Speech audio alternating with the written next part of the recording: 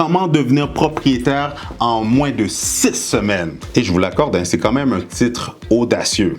Mais je vous le dis tout de suite, je vous arrête tout de suite. Wow, wow, wow, c'est pas une attrape-nigo, c'est pas des farces. C'est quand même très réel et c'est qu'est-ce que je fais avec mes clients qui sont sérieux. Regardez, je vous le dis tout de suite. Moi, là, les titres sensationnels du style « Devenez propriétaire ou investisseur immobilier en moins de 90 jours » ou « Atteignez l'indépendance financière en moins de 90 jours », tout ça, c'est de la bullshit, OK? Moi, qu'est-ce que je veux vous expliquer dans cette vidéo, c'est lorsqu'un client m'appelle « Hey Chris, j'aimerais ça acheter et investir, parfait, j'ai déjà ma préautorisation. » Boom! Lorsque les gens sont sérieux, motivés et proactifs dans leur démarche, je vous le dis, c'est pas des farces. On est en mesure de réaliser la transaction et qu'ils deviennent propriétaires entre 4 à 6 semaines sans niaiser. Donc, si c'est quelque chose qui peut vous intéresser, je vous suggère de rester jusqu'à la fin de la vidéo pour que je vous explique les étapes de comment je procède.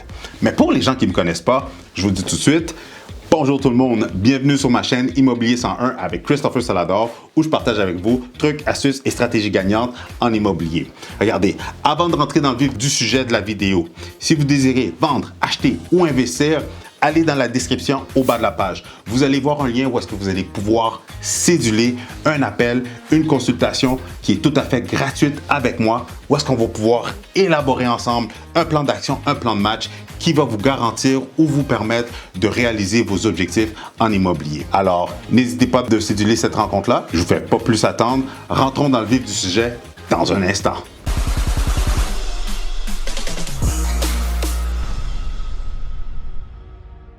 Avant de commencer, je veux juste préciser certaines choses. Les étapes que je vais vous élaborer dans cette vidéo-là, c'est vraiment les étapes comment moi et les gens de mon équipe on fonctionne. Les autres courtiers, je ne peux pas parler pour eux autres, on est tous indépendants, on a tous des manières différentes de travailler. Et je ne connais pas celles des autres. Mais de la mienne, c'est vraiment en détail, plus ou moins, je vous dirais, plus précisément comment moi je fonctionne. Lorsque vous m'appelez, vous me dites « Hey Chris, j'ai besoin de déménager pour X date. » Par exemple, on est dans le mois de janvier, j'aimerais ça avoir une occupation pour le mois de juin, j'aimerais ça avoir une occupation dans 3 mois, etc. Et c'est pas des farces. Qu'est-ce que je leur dis tout le temps? C'est que, parfait, si t'es encore une fois, je l'ai mentionné tantôt, si vous êtes sérieux et motivé, proactif, en 4 à 6 semaines, tout est fait. Alors, voici la première étape lorsque vous désirez faire votre première acquisition. Premièrement, on doit céduler un appel, une consultation où on s'est vu en personne pour élaborer le plan de match. OK? C'est là qu'on va déterminer aussi vos besoins, qu'est-ce que vous voulez, est-ce que c'est réaliste, est-ce que c'est faisable. Donc, dans cet appel-là, dans cette rencontre-là, c'est là qu'on va tout élaborer le tout. Et aussi, je vais en profiter pour vous expliquer la réalité du marché dans lequel vous allez embarquer.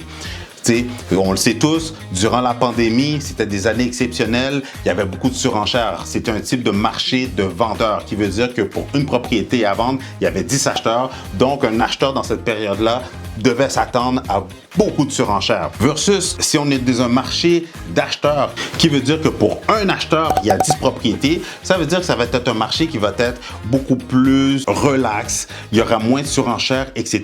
Où est-ce que je veux en venir, c'est que durant l'appel, une fois qu'on a déterminé vos besoins, je vais aussi prendre le temps de vous expliquer dans quel game, dans quel marché vous allez vous mettre les pieds. Comme ça, vous allez déjà pouvoir prévoir les choses qui vont s'en venir. La deuxième étape, une fois qu'on a établi le protocole, qu'on s'est échangé des propriétés, que vous avez trouvé des coups de cœur ou des propriétés qui vous intéressent à aller visiter, c'est là qu'on va commencer les visites et l'analyse. OK? C'est sur le terrain que je préfère aller faire des analyses. C'est sûr qu'on le fait aussi lorsque vous m'envoyez une propriété. Je vais être le premier à vous dire « Hey, t'as-tu regardé les mensualités? T'as-tu regardé ci? » Vous pouvez en profiter pour me dire « Chris, envoie-moi la déclaration du vendeur qu'on puisse déjà voir est-ce qu'il y a des anguilles sous roche, est-ce que la propriété a des vices que c'est pas vraiment qu'est-ce qu'on recherche ou c'est le type de propriété qu'on veut pas s'embarquer avec ce type de problème-là. Comme ça évite les déplacements pour rien et ça maximise notre temps pour aller voir des propriétés qu'on a beaucoup plus de chances de réellement tomber en amour. Et j'ouvre une parenthèse. Par expérience, j'ai souvent réalisé que souvent les gens, lorsqu'on débutait le processus, ils avaient des idées de grandeur, que leur liste de choses qui étaient importantes pour eux autres, c'était plutôt des souhaits. Parce que souvent, ils avaient une idée X, mais on finissait avec une propriété Y. Mais c'est pas que je leur changeais de plan ou quoi que ce soit, c'est juste qu'on finit toujours avec la propriété qui est la plus idéale selon nos moyens et nos besoins.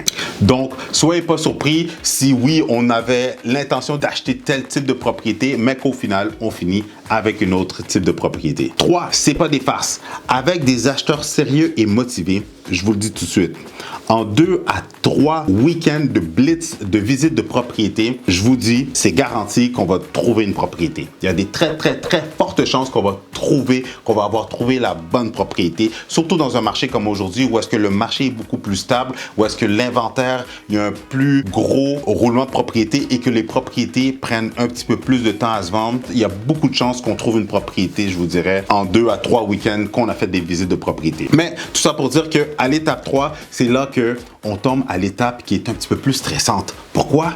C'est là qu'une fois qu'on a trouvé la propriété, boum, on tombe dans la promesse d'achat et la négociation justement de l'offre pour essayer d'avoir une offre d'achat acceptée avec le vendeur de la propriété qui nous intéresse. Étape numéro 4, c'est là que le vrai stress embarque. Parce qu'une fois qu'on a négocié avec le vendeur et qu'on a finalement notre offre d'achat qui est acceptée, boum, c'est là qu'on doit réaliser nos conditions qui sont sur notre offre d'achat. Inspection, financement, si c'est une propriété à revenu, on veut valider, on doit faire notre vérification diligente de toutes les dépenses qui sont liées à la propriété. On veut analyser comme il faut la déclaration du vendeur. Si c'est un condo, on veut s'assurer aussi de passer à travers les documents de copropriété pour s'assurer qu'on sait exactement dans quel type de propriété dans laquelle on va s'embarquer. Donc, c'est vraiment là, dans l'étape 4, où est-ce qu'on fait justement, je vous dirais, l'analyse complète, inspection. On va inspecter avec un inspecteur en bâtiment en peigne fin la propriété et on va avoir un rapport d'inspection. Donc, je vous le cacherai pas que la réalité dans l'immobilier, souvent, malgré qu'il y ait une promesse d'achat qui est acceptée sur une propriété, c'est une réalité qui est quand même assez fréquente que les propriétés retombent sur le marché parce que soit la personne n'a pas passé au financement ou à l'inspection, l'acheteur n'était pas confortable. Son niveau de tolérance par rapport aux choses qui sont ressorties à l'inspection, l'acheteur était inconfortable de vouloir poursuivre. Donc, c'est là que la propriété retombe sur le marché. Je vais en profiter pour vous expliquer que c'est là aussi la plus-value de faire affaire avec un courtier immobilier.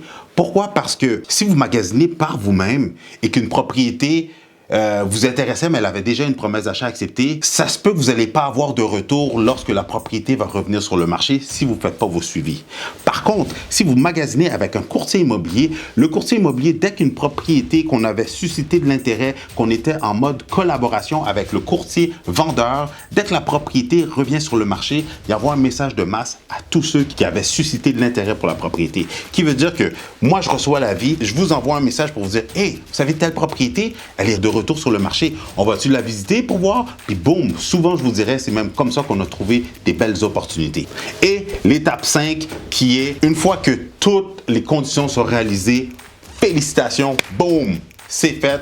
Vous allez devenir officiellement propriétaire parce que la propriété va être officiellement vendue. Petite anecdote, souvent les gens me disent « Hey Chris, il y a une promesse d'achat acceptée, pourquoi qu'elle est encore là? Pourquoi la propriété apparaît encore là? » Parce qu'une propriété, malgré qu'elle ait une offre d'achat acceptée, elle doit réaliser toutes ces conditions pour que, une fois que toutes les conditions sont réalisées, c'est là que la propriété est officiellement vendue et qu'elle va disparaître du marché de Centris, des sites internet, etc. Donc, une fois que toutes les conditions sont réalisées, la propriété est officiellement vendue. Ça veut dire qu'on est rendu à l'étape où est-ce que vous allez devoir vous magasiner une assurance habitation. Et je vous le dis tout de suite, si vous n'avez pas d'assurance, on ne peut pas se passer chez le notaire. L'assurance habitation est une obligation pour les prêteurs, pour l'institution financière. Donc, il vous faut une assurance habitation. Vous allez devoir magasiner aussi votre notaire, trouver un notaire qui va être disponible pour finaliser la transaction. Et aussi, c'est la période où est-ce que vous allez devoir planifier votre beau déménagement. Regardez, sincèrement, je vous l'explique rapidement comme ça, mais dans les faits, encore une fois, lorsqu'on est vraiment sérieux dans ces démarches, lorsqu'on est proactif, il y a une propriété, je vous l'envoie ou vous le recevez de votre courtier puis vous ne prenez pas 2 semaines pour pouvoir aller la visiter, vous êtes intéressé à aller la visiter maintenant. Rien ne sert de courir, mais il faut partir à point. C'est pas des farces.